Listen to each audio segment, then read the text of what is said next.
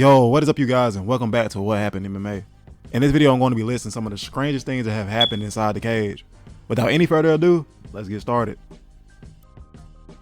At number 5 we have Sean Woodson versus Luis Saldana at UFC 278 Usman versus Edwards 2 in August of 2022. In the first round, Saldana was catching Woodson with some nasty counters, then proceeded to drop him with a check hook.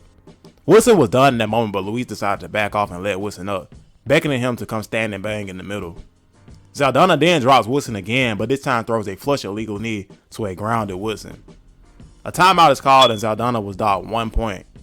Even stranger, Woodson took no time to recover, risking getting finished off in that round, but he survived. The next 2 rounds saw pretty much the same counterpunching from Saldana, almost certainly securing him the win when the weirdest scorecard I have ever heard was read off.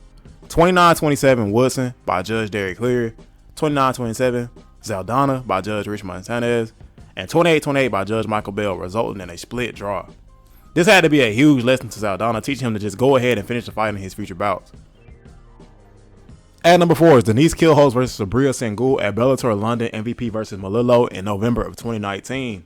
The fight was a 32-second watch as Sabria shot across the cage like a bat out of hell, swinging wildly as Denise dropped her with a counter right, got on top, securing the crucifix position, and submitted her with a key lock. The shenanigans came after the fight as Sabria is seen stomping and throwing a tantrum with tears in her eyes. The camera then zooms in on Sabria looking like Count Dracula with a bloody mouth, sternly demanding that the fight be kickboxing, no MMA. I wasn't sure if she thought the bout was actually a kickboxing match beforehand, or that she was so badly concussed that she forgot it was MMA. She even continued her remarks as they awaited the official decision, and Denise was sitting there with the biggest get a load of this guy smile as she is declared the winner. I forgot who was on commentary, but he goes, "You ended up on the ground because she punched you in the face," and I died laughing. Such a good point, my guy. At number 3 we have Magomed Ankalaev versus Ion Cutelaba at UFC Fight Night Benavidez versus Figgy in February of 2020. Man, this started out weird. Bruce was going through Eon's introductions and this crazy animal walked across the cage, did a throat slash and said, "Hug me, brother." If you know Eon, you know he is known for his crazy intense stare downs at weigh-ins, but he had never took it that far right before a fight. The fight starts and Eon opens up with some low kicks. As Eon is pressuring Magomed back, Magomed landed a sneaky hook, but Eon did some Shawn Michaels against Hulk Hogan selling and started rocking back and forth like a Mortal Kombat character waiting on the finisher. Magomed threw some kicks and landed a clean left as Eon slung an overhand back, but referee Kevin McDonald was already stepping in to stop the fight. Eon immediately protested as the crowd rained down boos. I felt like in this moment you can clearly see that Eon was being extra, but you can't play games in the octagon.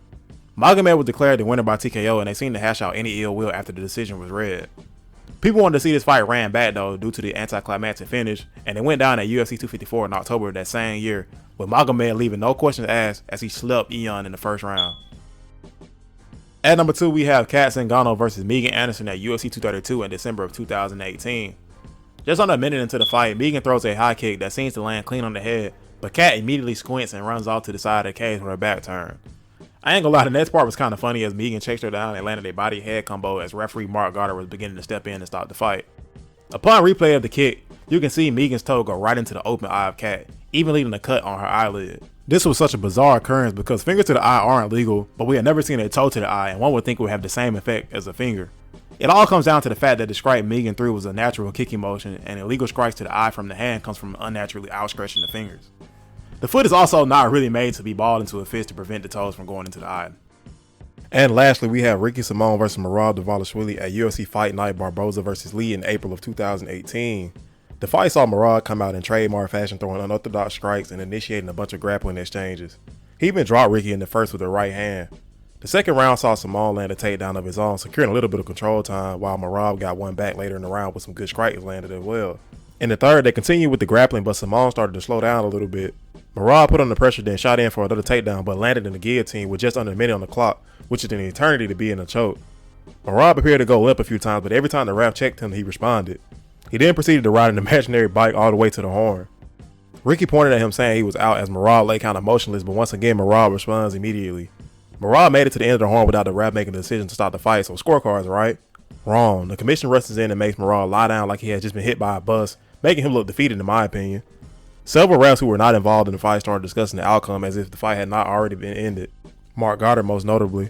Merab puts on his cultural attire and steps in the middle for the decision to be read when Bruce Buffer announces Ricky Simon the winner by TKO at the end of the round. I let on the audible, huh? When I heard that because where was the TKO and since when can you go back and change the outcome of a fight after it had already ended? And it wasn't even the ref involved making that call. Sucks all the more for Morale because the official scorecards had him winning the decision. Weirdest thing I have ever seen live in the octagon.